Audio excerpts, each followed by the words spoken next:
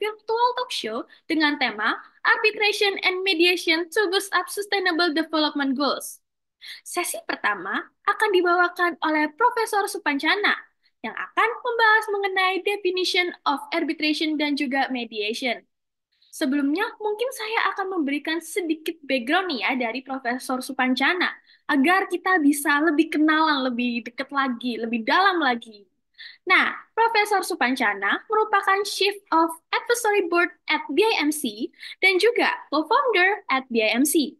Bukan hanya itu saja para hadirin, beliau juga merupakan seorang arbiter, mediator, dan juga saksi ahli yang bergerak di bidang hukum internasional, hukum luar angkasa, hukum pidana, data proteksi, dan bidang-bidang lainnya yang mungkin tidak bisa saya sebutkan satu persatu karena saking banyaknya. Kalau saya sebutkan satu persatu nanti kita nggak cukup nih ya, bahkan bisa selesai besok ini virtual talk show-nya. Oleh karena itu, langsung saja kita mengundang Profesor Supancana untuk dapat menemani saya di virtual talk show hari ini.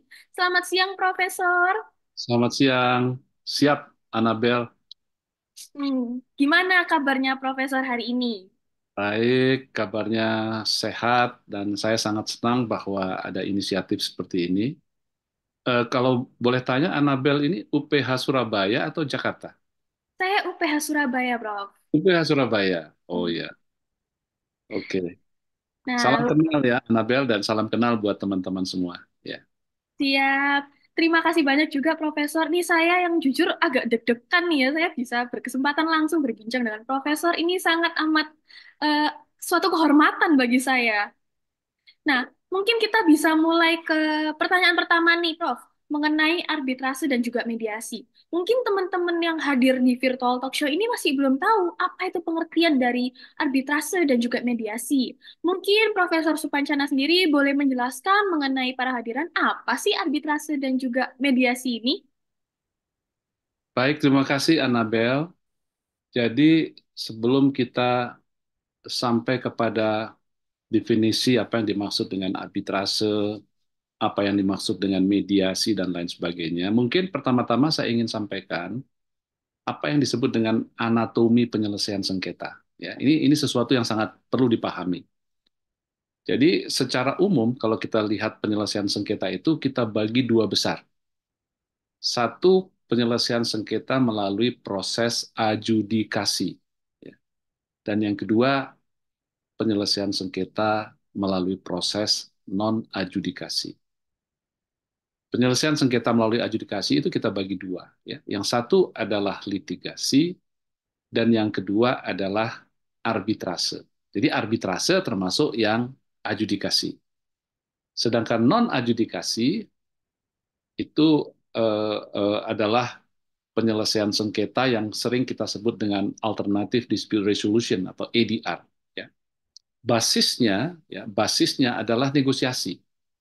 Jadi kalau kita bicara mediasi, konsiliasi, dan lain sebagainya, itu basisnya adalah negosiasi.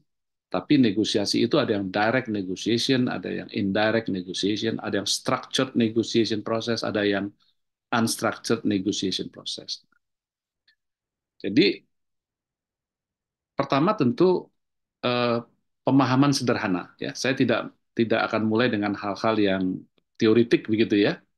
Pemahaman sederhana mengenai arbitrase itu adalah satu cara penyelesaian sengketa di luar pengadilan, ya, cara penyelesaian sengketa di luar pengadilan, di mana para pihak yang bersengketa menyerahkan kasus ini untuk diperiksa dan diputus oleh arbiter, apakah itu sole arbitrator ataukah dalam bentuk arbitration tribunal. Ya. Dan dasar daripada arbitrasi ini harus ada perjanjian. Jadi there is no arbitration without arbitration agreement. Nggak ada proses arbitrase tanpa ada perjanjian arbitrase. Dan perjanjian arbitrase itu bisa berupa ya, ketentuan-ketentuan atau provisions of arbitration pada perjanjian pokok, ya, perjanjian apapun pada sektor komersial. Dalam ketentuan tentang settlement of disputes, biasanya kalau mereka ingin menyelesaikan melalui arbitrase, mereka refer to penyelesaian sengketa melalui arbitrase. Forum arbitrasenya, apa rules and procedures of arbitration, seperti apa sifat putusannya, dan lain sebagainya. Arbitrase juga bisa timbul dari perjanjian yang dibuat setelah timbulnya sengketa. Ya, jadi misalnya sengketa ketentuan sengketa awalnya dari perjanjian pokok hanya menyatakan bahwa sengketa diselesaikan melalui apa namanya cara-cara lain, misalnya apakah litigasi atau non litigasi dan lain, tapi tidak spesifik mengacu kepada penyelesaian melalui arbitrase. Dan kemudian para pihak memandang bahwa cara penyelesaian melalui arbitrase ini akan sangat membantu mempercepat penyelesaian sengketa di antara mereka. Maka mereka bisa membuat satu perjanjian yang namanya perjanjian arbitrase. Sedangkan mediasi itu adalah sebetulnya proses penyelesaian sengketa melalui negosiasi. Dan kalau melalui negosiasi itu sifatnya berarti win-win. Kalau arbitrase sifatnya win or lose, gitu ya. Mediasi sifatnya win-win. Di mana para pihak yang bersengketa sepakat untuk meminta bantuan dari siapa yang disebut dengan mediator untuk memfasilitasi perundingan di antara para pihak. Jadi satu perundingan yang terstruktur. Makanya kita sebut dengan mediasi adalah structured negotiation process. Kenapa dia disebut dengan structured negotiation process?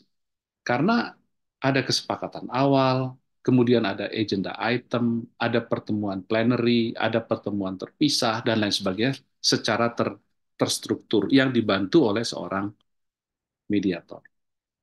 Kemudian perbedaan yang paling mendasar dari arbitrase dengan mediasi adalah pada proses arbitrase, kendali terhadap hasil akhir atau putusan itu tidak berada pada para pihak yang bersengketa. Karena akan diputus oleh arbiter. Sedangkan pada proses mediasi, kendali atas penyelesaian sengketa atau solusi itu ada pada para pihak yang bersengketa sendiri. Mediator hanya berfungsi untuk memfasilitasi proses perundingan yang terstruktur. Mungkin dengan jawaban itu mudah-mudahan ya jawabannya singkat, tapi mudah-mudahan teman-teman sekalian mendapatkan gambaran tentang apa itu arbitrase dan apa itu mediasi. Dan mediasi ini hanya salah satu dari alternatif-alternatif penyelesaian sengketa yang tersedia di samping konsiliasi, good offices, commission of inquiries, dan lain sebagainya. Demikian, Annabel, mudah-mudahan menjawab pertanyaan Annabel ya, dan teman-teman sekalian. Baik, terima kasih Prof. Sangat amat menjawab, tapi kalau saya sendiri masih ada sedikit kebingungan nih. Apakah ada perbedaan mekanisme dari penggunaan arbitrase ini dengan misalnya kita mengambil jalur di pengadilan? Karena seperti yang sudah Prof katakan tadi, ada yang win dan juga ada yang lose, yang berarti kita kalau karena saya masih memahaminya masih seperti mirip-mirip dengan kalau kita mengajukan gugatan ke pengadilan. Nah, ada mekanismenya sendiri nggak sih, Prof? Terus juga Oh, ada iya. waktunya atau bagaimana? Gitu, Prof. Ya, jelas berbeda ya antara penyelesaian sengketa melalui arbitrase dibandingkan dengan penyelesaian sengketa melalui litigasi. Ya, kalau litigasi itu kan sifatnya terbuka, open bar, sementara arbitrase sifatnya tertutup. Kemudian penyelesaian melalui litigasi, hakim itu ditunjuk. Ya. Arbitrase, arbiter itu bisa ditunjuk oleh para pihak yang bersengketa, gitu ya. Jadi banyak sekali sebetulnya perbedaan antara apa namanya litigasi dengan arbitrase. Dan arbitrase itu biasanya yang memutus adalah orang-orang yang mempunyai keahlian di bidangnya. Jadi misalnya sengketa itu tentang ekspor impor, maka kita bisa meminta arbiter yang ahli di bidang ekspor impor dan memahami tentang arbitrase untuk menjadi arbiter. Atau misalnya sengketanya mengenai tentang kelistrikan dan lain sebagainya. Itu keuntungannya adalah bahwa dalam proses arbitrase, putusan itu dibuat oleh orang-orang yang sangat memahami uh, uh, subject matter yang dipersengketakan oleh para para pihak. Dan tentu saja ada mekanismenya. Dalam arbitrase misalnya tadi saya sampaikan bahwa pertama harus ada arbitration agreement. Tanpa ada arbitration agreement, nggak ada arbitrase. Kemudian yang kedua, berdasarkan perjanjian arbitrase itu mungkin salah satu pihak kalau memandang bahwa ada event of default ya dan lain sebagainya bisa mengajukan permohonan arbitrase. Ya. Permohonan arbitrase tentu diajukan kepada badan arbitrase yang memang disepakati oleh para pihak di dalam perjanjian tadi yang saya sebut, baik sebelum maupun setelah timbulnya sengketa. Kemudian pemohon itu mengajukan nominasi siapa arbiter yang mereka usulkan. Ya. Kemudian di dalam answer to request for arbitration atau jawaban terhadap permohonan arbitrase, si pemohon disebut di sini dengan responden, kemudian bisa menyampaikan jawaban dan juga mengajukan nominasi terhadap arbiter yang akan ditunjuk. Ya, jadi flexibility di dalam arbitrase ini luar biasa. Ya, sepanjang disepakati oleh para pihak, mereka bisa menentukan forum apapun, forum arbitrase manapun, mereka bisa menentukan tempat arbitrasenya itu di negara manapun, mereka bisa menentukan rules and procedures of arbitration sesuai dengan kesepakatan para pihak, bahasa yang digunakan, sifat putusan, dan lain sebagainya di antara para pihak sendiri. Dan itu tidak akan ada pada proses pengadilan. Ya. Proses pengadilan tunduk pada hukum acara, misalnya, dan lain sebagainya.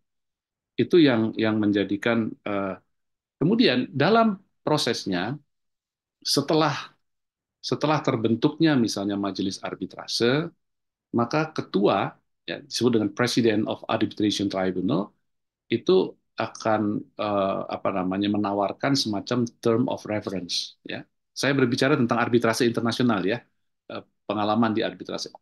Dia akan mengajukan semacam term of reference, kemudian apakah kedua belah pihak setuju, dan kalau setuju maka kemudian ketua daripada arbitration tribunal itu mengeluarkan semacam apa yang disebut dengan procedural order. Ya, procedural order ini beda dengan award. Ya, procedural order ini terkait dengan hukum acaranya yang disepakati bersama, sedangkan award itu adalah putusan yang sifatnya substantif. Kemudian di dalam proses selanjutnya, masing-masing pihak diberikan kesempatan untuk menyampaikan statement of claim maupun statement of defense, mungkin statement of rejoinder, dan lain sebagainya. Banyak sekali hal-hal. Kemudian ada proses pembuktian, kemudian mereka juga mengajukan saksi, fact witness maupun expert witness, dan lain sebagainya, sampai dengan kemudian mereka apa namanya dipertimbangkan oleh para arbiter untuk kemudian diputus sebagai award. Ya. Kira-kira gambarannya begitu ya dalam proses arbitrase, terutama arbitrase internasional, karena fokus daripada Bali International Arbitration and Mediation Center itu adalah pada International Commercial Arbitration, International Commercial Mediation. Jadi kira-kira seperti itu. Oke, baik Pak. Jadi saya bisa melihat bahwa sebenarnya arbitrase ini adalah salah satu jalan yang kayak lebih fleksibel gitu kan ya. Terus saya juga ada pertanyaan, di balik ke fleksibilitasnya tadi itu, apakah dari upaya hukum arbitrase ini terdapat kelemahan gitu yang mungkin belum banyak diketahui oleh para hadirin sekalian nih, Prof? Iya, semua pilihan atau semua alternatif pasti ada kelebihan, ada kelemahan, ya. Dan begitu juga dengan proses arbitrase. Tadi kita sudah banyak bicara tentang kelebihan-kelebihan daripada arbitrase, dan kalau kita lihat dari sisi kelemahannya juga tentu saja ada. Ya. Meskipun pada arbitrase itu ada irah-irah gitu ya, ada irah-irah yang terkait dengan putusan arbitrase yang bisa di-enforce, ya, ditegakkan oleh meskipun dia bisa ditegakkan oleh pengadilan, tetapi juga berpotensi bahwa putusan arbitrase itu dalam kondisi-kondisi tertentu bisa di-challenge atau bisa dikesampingkan, namanya itu set aside, ya, dan lain sebagainya, atau di-annul, ya, dimintakan pembatalan dan lain sebagainya. Jadi itu yang juga bisa menjadi kelemahan daripada proses arbitrase, meskipun ada irah-irah ya. Tapi dibandingkan kalau kita melakukan semacam cost and benefit analysis, dibandingkan dengan kelemahannya, arbitrase itu jauh lebih banyak keuntungannya. Ya. Oleh karena itu tidak mengherankan hasil penelitian dari Queen Mary University terhadap pelaku usaha itu 93% pelaku usaha di dunia internasional itu ingin menyelesaikan sengketanya melalui arbitration atau ADR. Itu menunjukkan kepercayaan dunia usaha yang sangat besar terhadap cara penyelesaian sengketa melalui arbitration and ADR, dan hanya 7% yang punya preference untuk penyelesaian sengketa melalui proses litigasi. Jadi ini adalah opportunity, ya.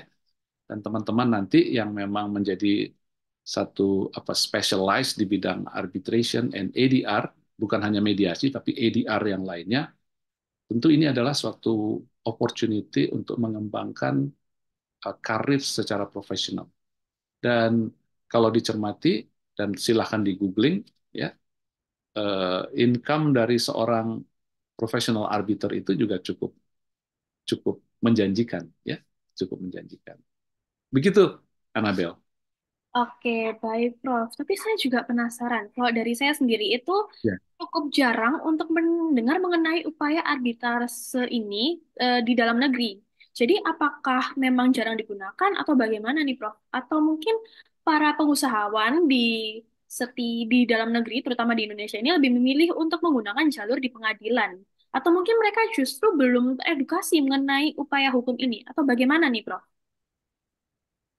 Mungkin Annabel boleh periksa, boleh melakukan pengecekan terhadap kontrak-kontrak, mau joint venture contract, mau investment agreement, mau shareholders agreement, mau joint operation, mau technical assistance, apapun kontrak, ya, dalam dunia usaha, mungkin 95% di dalamnya ada ketentuan-ketentuan tentang penyelesaian sengketa melalui arbitrase atau melalui ADR. Dan kalau terjadi sengketa, berarti ketentuan itu kan berlaku bagi para pihak. Artinya mungkin orang di luar dunia usaha belum banyak tahu, tetapi orang-orang di dunia usaha sudah sangat paham tentang arbitration and ADR sebagai cara penyelesaian sengketa. Dan dunia usaha itu cenderung untuk menyelesaikan sengketa dengan cara arbitrase atau ADR karena sifatnya tertutup. Kalau dunia usaha misalnya, persidangan sifatnya terbuka, itu menyangkut kredibilitas, mereka nggak suka. Kalau sifatnya tertutup, ya itu tentu tetap bisa menjaga kredibilitas dari para pihak. Oleh karena itu menjadi pilihan utama, ya, bagi dunia usaha, ya, bagi dunia usaha. Jadi memang arbitrase ini lebih ke sektor-sektor komersial, ya. Kalau suami istri berantem, ya jangan datang ke arbitrase atau ADR, ya. Ini lebih kepada kontrak-kontrak komersial yang memang mengatur bahwa ketika terjadi perbedaan dalam hal penafsiran atau implementasi perjanjian, mereka ingin menyelesaikannya melalui proses arbitrase atau ADR. Silakan dicek datanya, ya. Jadi tidak kurang, mungkin justru hampir seluruh kontrak-kontrak yang ada itu mengacu kepada arbitrase dan ADR, dan hanya sedikit yang mengacu kepada penyelesaian melalui litigasi. Gitu ya, Annabel. Oke, berarti ini juga PR nih ya buat saya sendiri biar kayak lebih riset lagi mengenai mungkin ada Ya, sengketa yang masih banyak yang belum tersentuh padahal mereka menggunakan upaya arbitrase ini ya, Prof ya. betul, betul, betul, Nah, betul. tadi Profesor juga sempat menjelaskan mengenai bagaimana arbitrase ini lebih banyak digunakan di skala internasional. Bolehkah Profesor jabarkan mengenai bagaimana ya mekanismenya, terus juga biasanya permasalahan sengketa yang seperti apa yang hingga melibatkan para perusahaan-perusahaan internasional nih. Apalagi ini skalanya sampai internasional nih, Prof. Bagaimana itu? Ya, dalam skala internasional kan, terutama pada sektor dunia usaha kan sangat banyak ada kontrak. Ya, kontrak bisa negara dengan subjek hukum bukan negara. Ya, jadi misalnya satu negara, katakanlah satu kementerian, buat kontrak pengadaan alat utama sistem persenjataan, misalnya Kementerian Pertahanan katakanlah gitu, dengan perusahaan pemasok. Ya. Kemudian di situ negara tidak bisa kita lihat dalam kapasitas sebagai de jure imperi. Tahu tahu de jure imperi? De jure imperi itu adalah negara sebagai penguasa. Ya, kalau negara sebagai de jure imperi itu tidak bisa dimintakan pertanggung jawabannya. Ya, kalau terjadi apa namanya atau kebijakan-kebijakan itu tidak bisa dipersoalkan karena ada state immunity and act of state doctrine. Tetapi di sini negara atau institusi mewakili negara melakukan satu kontrak komersial. Dan di dalam kontrak komersial, dalam kedudukan sebagai de jure gestiones, ya, jadi negara dalam kapasitas sebagai kontraktan biasa, itu namanya de jure, itu bisa melakukan perjanjian dengan private sectors. Di situ, kalau terjadi sengketa, penyelesaiannya melalui arbitrase pada umumnya. Ya. Demikian juga kalau misalnya perusahaan Indonesia bekerja sama dengan perusahaan asing, ya, apakah joint operation agreement atau joint venture agreement dan lain sebagainya, mereka juga membuat kontrak, ya, atau misalnya pinjaman, ya, syndicated loan agreement, dan mereka membuat kontrak, dan ketika terjadi dispute terkait dengan penafsiran maupun pelaksanaan kontrak, mereka mengacu kepada penyelesaian melalui arbitrase, ya. Dan dalam dunia internasional itu banyak badan-badan yang memang sudah fokus ke situ, ya. Misalnya International Chamber of Commerce punya ICC Court of Arbitration, ya, punya ICC Rules and Procedures of Arbitration. UNCITRAL juga punya seperti itu. Kemudian sengketa antara negara dengan subjek hukum bukan negara di bidang penanaman modal ada ICSID, ya, International Center for Settlement of Investment Dispute, dan lain sebagainya, ya. Jadi di dunia internasional itu sudah biasa penyelesaian sengketa itu melalui arbitrase atau EDR, dan terhadap putusan arbitrase itu juga bisa dilaksanakan karena ada konvensi internasional mengenai recognition and enforcement of foreign arbitral award, ya.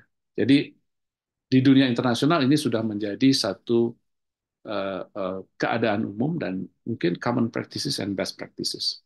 Saya rasa itu ya, Saudara Anand. Mudah-mudahan menjawab. Kalau belum jawab, silakan dipertanyakan lebih lanjut ya.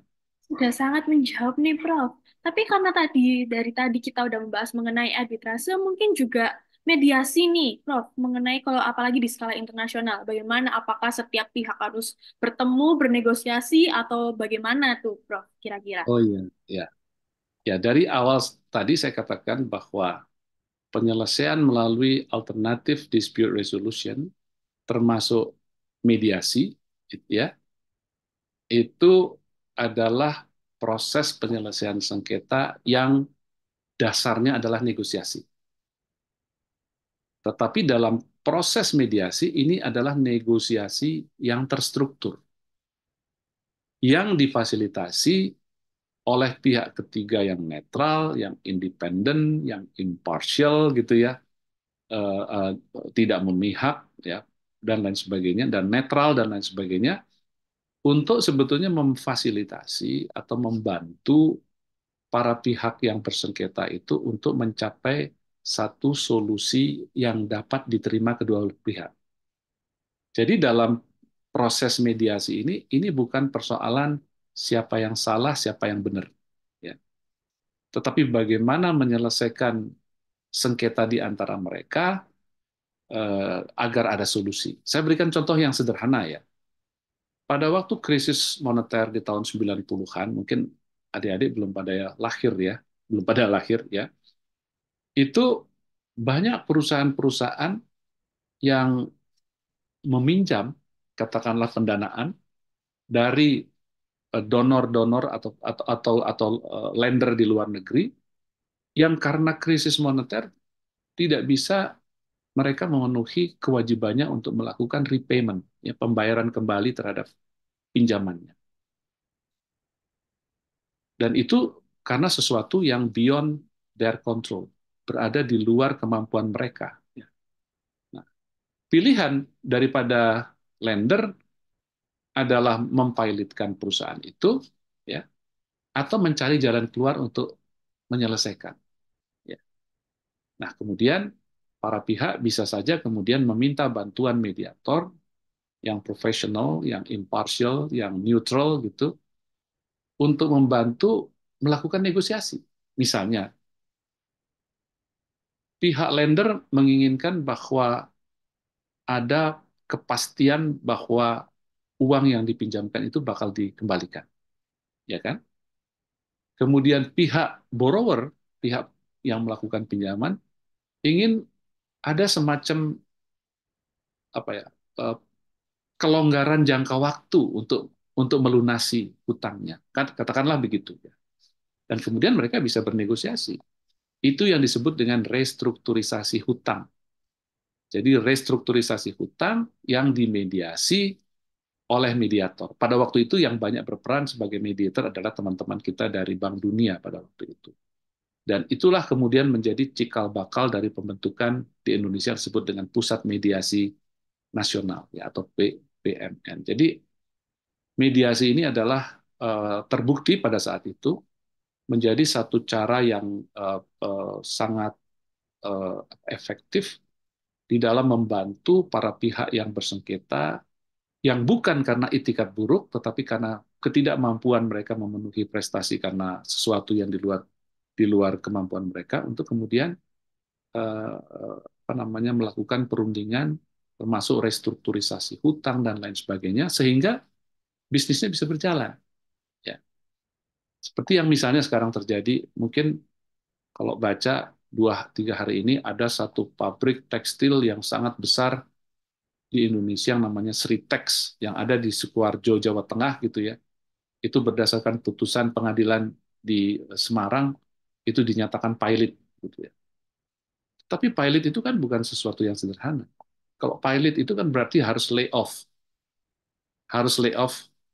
karyawannya dan karyawannya itu misalnya 50.000 dan itu sangat berpengaruh terhadap kehidupan tenaga kerja kita dan keluarganya.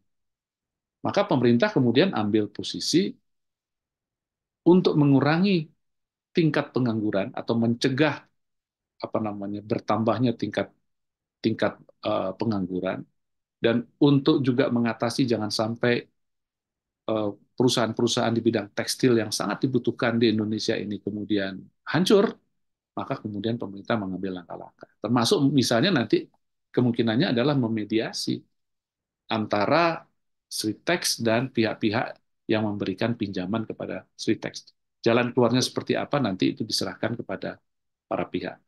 Dan di dalam proses mediasi, tawar-menawar itu bukan antara mediator dengan para pihak. Yang mengajukan penawaran adalah para pihak sendiri. Tugas daripada mediator itu memastikan bahwa apa yang mereka tawarkan itu sesuatu yang bisa dilaksanakan. Ya. Kan percuma menawarkan sesuatu disepakati tapi tidak bisa dilaksanakan. Ya.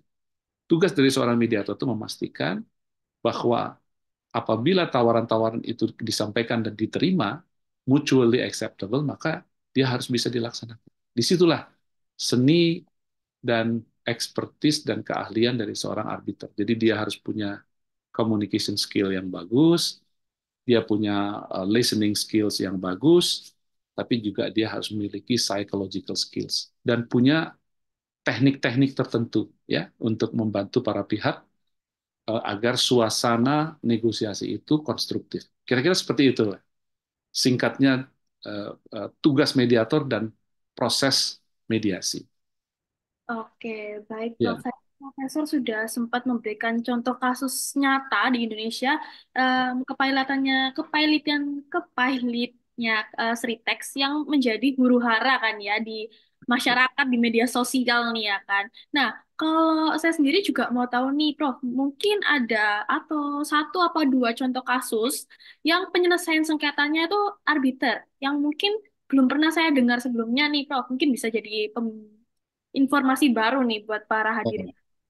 Yang terkait dengan Indonesia misalnya ya, satu contoh kasus, mungkin pernah dengar kasus Karaha Bodas Corporation. Belum pernah ya? Belum pernah nih, Prof. Oh ya, jadi pemerintah kita ini kan membutuhkan peran serta dunia usaha di dalam pembangunan infrastruktur. Mungkin pernah dengar skema pembangunan infrastruktur yang disebut dengan Public Private Partnership, PPP. Pernah dengar ya? Ya. Nah, pada tahun 90-an, pemerintah itu mengundang swasta untuk berpartisipasi di dalam membangun apa ya, pembangkit listrik. ya, pembangkit listrik untuk memenuhi kebutuhan listrik masyarakat dan dunia usaha. Dan salah satu daripada perusahaan asing yaitu Carabodas Corporation. Carabodas Corporation ini satu joint venture company dari perusahaan-perusahaan di US, kemudian di Jepang, dan perusahaan dari Indonesia. Mereka mau membangun yang namanya apa namanya pembangkit listrik, ya, berdasarkan build, own, operate, and transfer, ya, BOOT gitu ya. Tetapi dalam perjalanannya Indonesia terjadi krisis. Dan ketika terjadi krisis, IMF, International Monetary Fund, mengatakan pada Indonesia ini proyek-proyek yang selesainya di bawah sekian persen itu harus dihentikan. Harus dihentikan karena itu akan menjadi beban apa namanya anggaran belanja negara pemerintah Indonesia. Salah satunya yang terpaksa harus diterminate itu adalah Carabodas Corporation. Pada saat itu Carabodas Corporation mungkin tidak akan mengajukan gugatan kepada pemerintah Indonesia karena kebijakan itu. Karena kebijakan itu memang didasarkan pertama atas saran daripada IMF yang memberikan pinjaman dan menalangi hutang Indonesia pada waktu itu, dan juga karena terjadinya krisis. Tetapi dia punya kontrak. Dia punya kontrak dengan PLN, itu namanya kontrak tentang energi sales contract gitu ya. Jadi kalau dia menghasilkan daya listriknya itu kemudian dibeli oleh PLN untuk didistribusikan. Ya.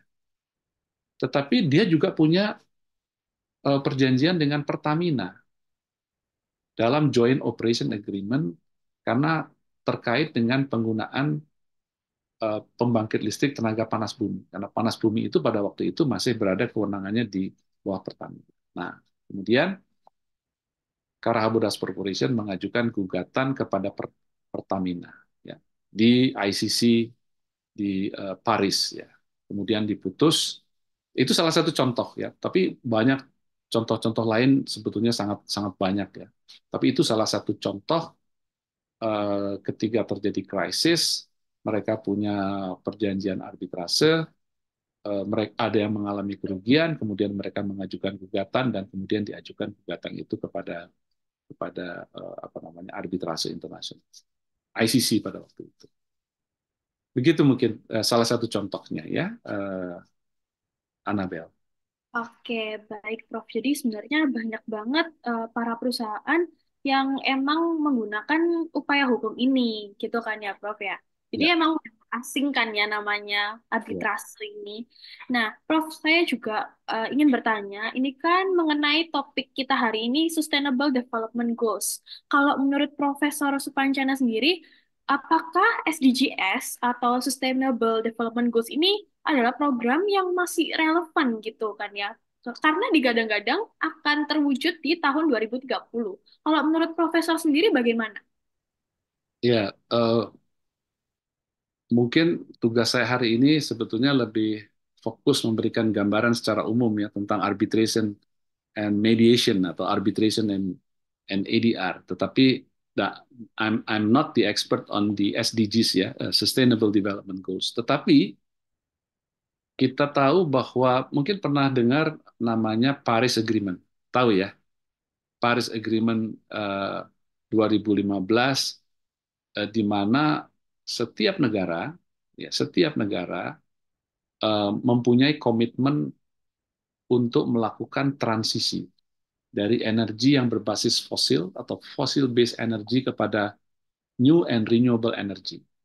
Jadi kalau dulu orang membuat pembangkit listrik tenaga uap yang berbasis fosil gitu ya, sekarang menjadi pembangkit listrik tenaga uh, uh, apa namanya matahari, ya, solar power, ya, atau tenaga angin, ya, atau tenaga panas bumi, ya, atau tenaga apa namanya eh, air dan lain sebagainya.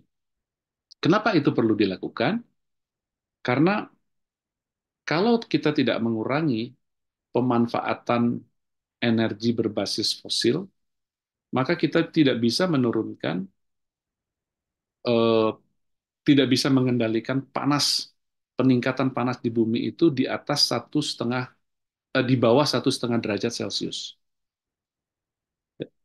Sementara kalau kita kalau kita gagal misalnya menekan ya, tingkat pertambahan suhu itu di 1,5 derajat Celcius atau di bawah 1,5 derajat Celcius, maka di dalam beberapa puluh tahun ke depan dunia ini sudah tidak lagi layak.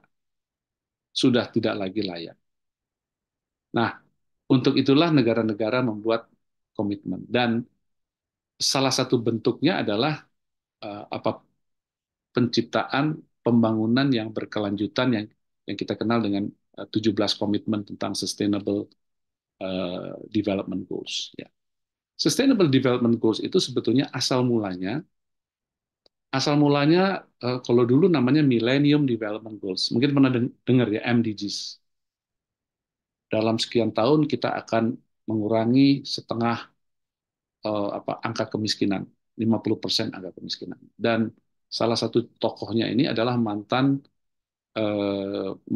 penasihat ekonominya Presiden Bill Clinton yang namanya Jeffrey Sach. Ya. Eh, Jeffrey Sach ini kemudian yang membidani Sustainable Development Goals dan menjadi special utusan khusus Sekjen PBB tentang Sustainable Development Goals. Nah, yang mungkin saya kurang tahu adalah apakah ada cases yang memerlukan penyelesaian sengketa dengan menggunakan mekanisme arbitrase dan mediasi misalnya dalam konteks Sustainable Development Goals. Annabella atau teman-teman mungkin ada gambaran?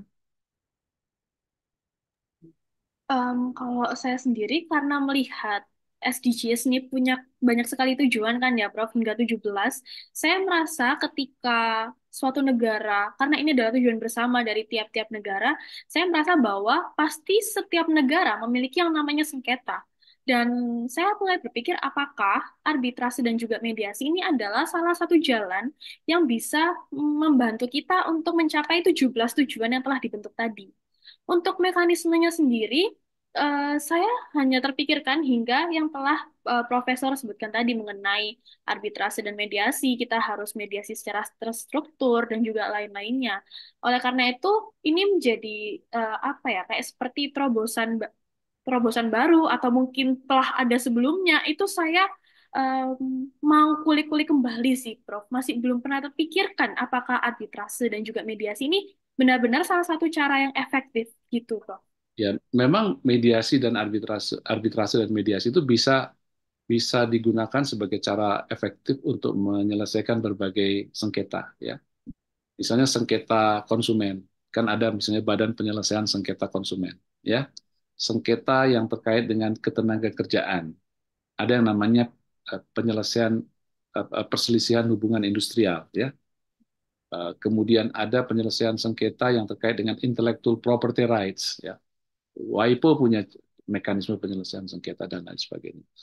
Dan ada penyelesaian sengketa yang terkait dengan lingkungan. Jadi kalau saya mungkin mencoba memahami apa yang menjadi pikiran daripada teman-teman, mungkin adalah penyelesaian sengketa lingkungan, begitu ya, dengan menggunakan arbitrase atau mediasi atau cara-cara EDR lainnya sebagai cara penyelesaian sengketa.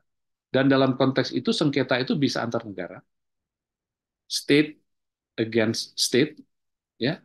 Yang kedua, negara dengan subjek hukum bukan negara, state against non-state actors. Yang ketiga, non-state actors satu sama lain, dunia usaha yang satu dengan dunia usaha yang lain. Dan yang keempat adalah, katakanlah, korporasi dengan masyarakat setempat. Ya. Semua itu bisa. mekanismenya apa namanya dengan mekanisme arbitrase dan EDR khususnya mediasi itu semua dimungkinkan ya. Jadi secara analogi saya mengatakan bahwa penyelesaian sengketa yang terkait dengan pencapaian tujuan pembangunan yang kita sebut dengan Sustainable Development Goals itu kalau terjadi sengketa dan kalau di dalam perjanjian memang mengacu kepada penyelesaian melalui arbitrase atau EDR, itu ya bisa saja. Bisa saja. Secara internasional ada juga namanya Permanent Court of Arbitration. Mungkin pernah dengar kasus Laut Cina Selatan antara Filipina against People Republic of China dan lain sebagainya. Jadi sesuatu yang secara konsep dimungkinkan sepanjang mereka memiliki perjanjian untuk penyelesaian sengketa itu melalui arbitrase atau EDR. No arbitration without arbitration agreement. Ya, kira-kira seperti itu. Oke, baik Prof. Terima kasih banyak untuk penjelasannya. Itu sangat amat membantu saya untuk meningkatkan ilmu pengetahuan saya dan juga PR juga bagi saya karena ternyata masih banyak hal yang belum saya riset begitu mendalam nih ya mengenai arbitrase dan juga mediasi. Mungkin Tapi bagus selanjutnya. sih, pertanyaannya bagus-bagus tuh. Saya senang ya. As ambassador, you did a great job. Thank you so much, Prof. Ini juga suatu kebanggaan dan juga kehormatan tentu saja bagi saya bisa berbincang secara langsung dengan Profesor Supancana. Nah, para hadirin, pertanyaan tadi merupakan pertanyaan terakhir dari sesi pertama hari ini. Dan kita bisa mendapatkan ilmu pengetahuan bahwa arbitrase itu lebih fleksibel loh daripada upaya hukum biasanya yang mungkin kita tahu melalui pengadilan. Dan juga mediasi yang kita sering gadang-gadang sebagai negosiasi biasa, justru merupakan negosiasi yang terstruktur. Jadi nggak bisa sembarangan juga negosiasinya. Nah, tadi juga telah kita mendengar secara langsung mengenai contoh-contoh yang bagaimana mengupayakan, memanfaatkan arbitrase dan juga mediasi ini di skala lokal, nasional, hingga skala internasional.